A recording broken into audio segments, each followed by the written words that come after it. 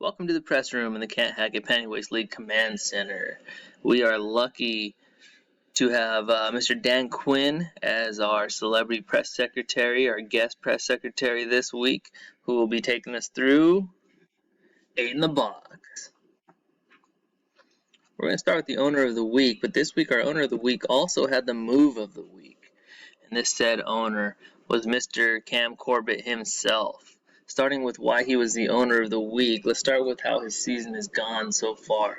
Weeks 1 through 4, 1 week was fine, but the other 3 weeks were not pretty. It's been a rough start for the Corbett franchise. As you'll see here, 3 of those losses came. One was by 60 points, another one a little closer, but still not scoring where he wants to be. And the last one again, another 60-point defeat. Sitting at 1-3, he's taken on the number 1 seed at the time, Torts Illustrated. So it didn't look like it was going to be a pretty week for the Corbett franchise, but it ended up looking a little different than expected. Ended up looking a little something like this. And as you can see, the Corbett franchise took it to the number 1 seed at the time, Torts Illustrated, dropping them down to now 3rd in the league. Big victory for Corbett's team as they are looking to try and right the ship and turn things around and get in those top 8 seeds and make the postseason. But the one thing that definitely helped with this week was the move of the week, which also belongs to Corbett, and that is that he acquired from, I'm a Kittle Spicious, Chris Carson, who is the running back 5 on the season. And what you're about to see and what you're about to witness is a big reason not only why the Corbett team was able to win week 5 and beat the number 1 seed Torts Illustrated, but also what he gets to look forward to the rest of this season. Carson with the first down. Now on to performance of the week. Now, as you remember, last week's matchup of the week was between these two, the Bud Wilborn's team and Team Ramrod, and it was a battle for first place. Well, how did that battle go? It was a tight game, and it lived up to the hype. And it ended up being a victory for Team Ramrod, all thanks to the performance by starting quarterback Patrick Mahomes, who had 361 total yards, 3 total touchdowns, scored over 30 points, and led Team Ramrod to a tight 3-point victory, and now sitting in first place. High score of the week goes to a team that's had the most points scored against them and has left them with kind of a not pretty record at 2-3, but they've also scored the second most points in the league so far this year. So I don't think that record is an actual image of what their team is, and I think they have a bright future these next 8 weeks of the regular season.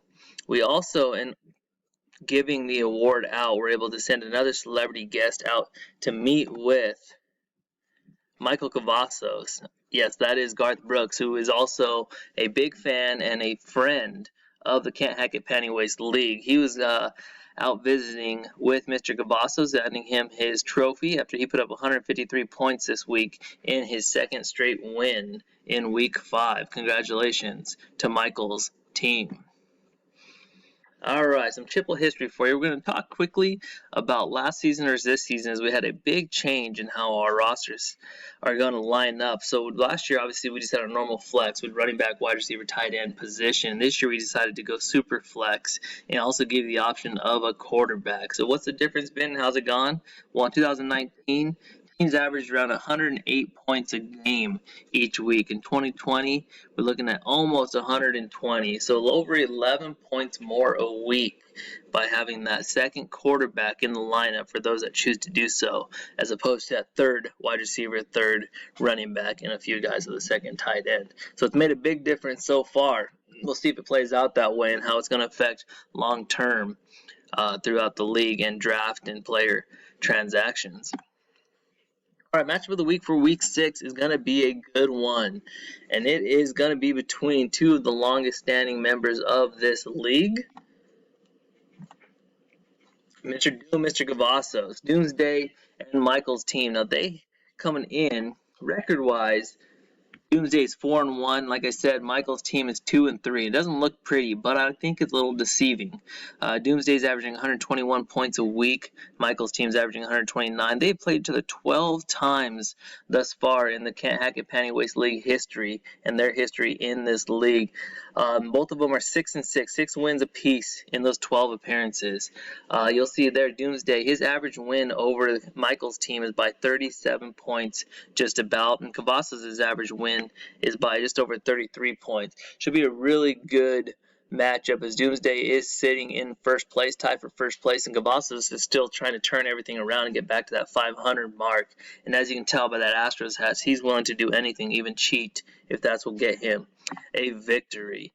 On top of that, they definitely have a healthy, competitive hatred for one another. So it should be a good one this week in week 6. So make sure you set your DVRs to catch that game, maybe watch it again.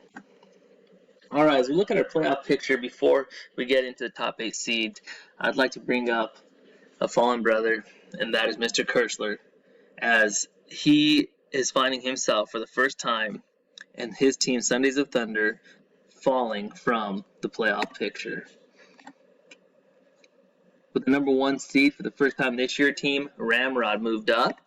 2 seed Doomsday also moved up there, both of them sitting at 4-1. Sports Illustrated was the 1 seed, falling down to the 3 seed at 3-2. Tom from MySpace.com at the 4 seed, also at 3-2. For the first time in the playoff picture of this 2020 season, hey, Arnold finds himself at that number 5 seed. Bud Wilborn's team fell to the 6th seed. Akil Spitches fell to the 7th seed, and remaining in that 8th seed from last week to this week is Mac Lives Matter. As you will see, based on the standings and your percentage chance through our history of making it, 4-1, which is the top 2 seeds, Team Ramrod and Doomsday, have a 94% chance of making it. 2012, a team, Bracky Beatdown, started 4-1. They finished the season 7-7 and did not make the playoffs. The only team to ever go 4-1 and not make the playoffs. As you go on down 3-2, you still got an over 50% chance. 2-3 drops down. You only have a 2% chance of making it. Now, again, these also include years where we had 10 teams in the league and not 14, so a big difference. And then obviously 1-4 and 0-5, you would be trendsetters or record-breaking owners if you could find a way to turn things around here quickly. All right, just some information that you guys might want to watch for going into this week. First and foremost, we have a matchup between two bitter rivals between the Myers organization and the Corbett organization. This is one that just a couple years ago faced off in the CHIPL championship where Corbett pulled it off and got the victory, but it's had heated matchups each and every week, and this will be year 2 of a new tradition where they also have a wager wad on the line. And this year's wager wad is going to be a Hero Wad Clovis, which is a 10-mile run and 150 burpee pull-ups 4 times. The loser will perform this wad. They will take pictures and video, whatever they can, and it will be posted to the Can't Hack It Pantywaist League Facebook page as proof that it was completed, but just so you all are aware as witnesses. Other thing to know, you have the Raiders, Chargers, Saints, and Seahawks all on bye. And one thing I want to throw out here real quick, and we'll put in text next week, is it's time to start putting those little birdies, little notes in the wives' ears, and those that need to know that next summer on our 10-year Can't Hack It Pantywaist League season, we would like the weekend get together, do the draft and everything in person. As many people as possible, of course, the better. So start talking about that, start getting that taken care of to plan for the future now. Again, we'd like to, well, not sure, just in from the producer, it looks like, yep, in fact, just like the reason why he's probably fired from the Falcons, looks like Mr. Quinn was able to start well, but did not know how to finish. So we have lost our celebrity press secretary. So I will just close this out here. It is on to week 6.